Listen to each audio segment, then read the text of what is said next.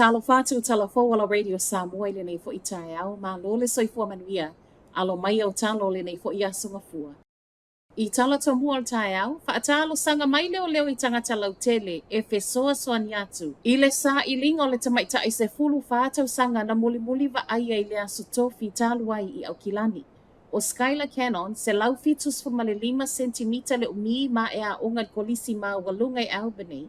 O lea lava o lo tau sa i lia i le ngata i lona a inga, ai whaapele ofisa o leo. Ona o le umi e le ito e maa ua whaalia i le whaapopole ino le ofisa whaapele a inga i le tūlanga o Yei Skylar. O le taimi muli na wa ai, o le afo le valu i le tai au le aso tofi na tuuai i le a onga. Ma e whaapea o leana ia toe tu ua le a onga i le ita ina le iwa i le tai au lava lea. O lo mawhaiona whaafso ta i leo i le tasi o 5 po le anga i online pe a si la fia nisi whaamtalanga whaatatau ia Skylar.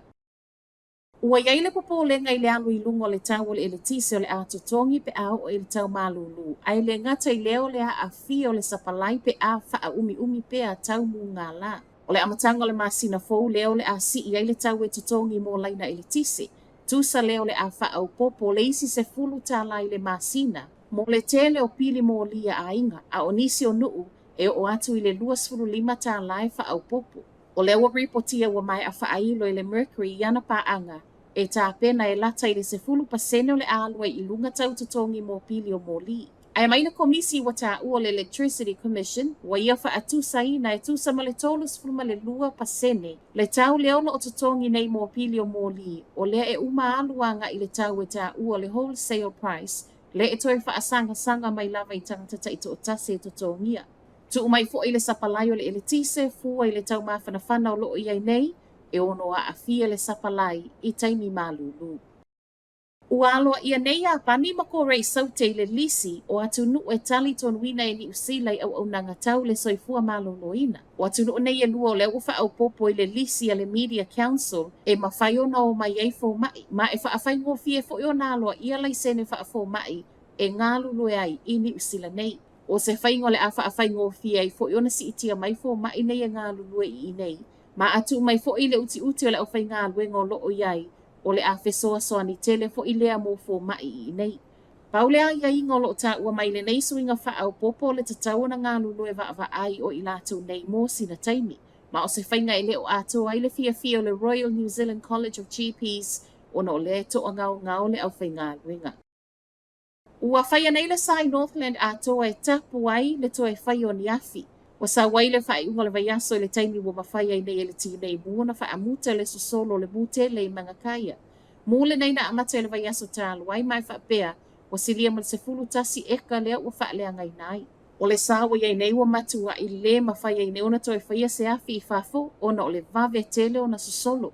O le silia mal le iwa se fulu o tangata o lo ngā lulu e nei le fui mua Northland. O i lātou nei o volunteers ma o le whaanati mai ai o le toa tele e le ngata o le a awhia ai o lātou pisinisi o ngā luenga masani ai whaapea fuanga wha le a inga a o lea e le o tutongia. Whai watu i tala mai au se talia, wha a wau mai pea i le sona le ini a onga, mo tu sia pea le ele tise, ma lo losi savili whaapea timu ngai le ma tui saute i sasae o Queen Selani. Whaapea New South Wales ono le whao Alfred.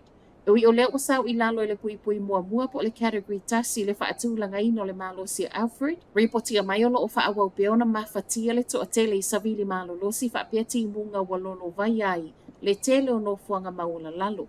E tu whaatasia talo le tae au wasilia ma le lua se lau iwa sfulu 5 afe whale o ainga i saute i sasae o Queen Selani le isa ele tise. Ai whaasfulu lua afe ono se lau i New South Wales.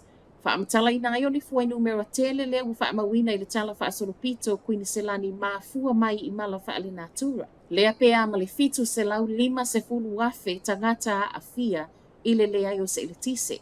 O loo whaawau peona le ini a onga, ma au whaawau mai ei ngā luenga la vea i lau whai ngā luenga ta ua mai ana nafi. Le la vea o loli e lua le Defence Force in New South Wales manu nu ai le tusa ma le tolus fun ma le ono ma o nisi e ti ngā ina. E whaafale mai na whaasoa i eitangata manu nu a fia le whaalawelawe le nei.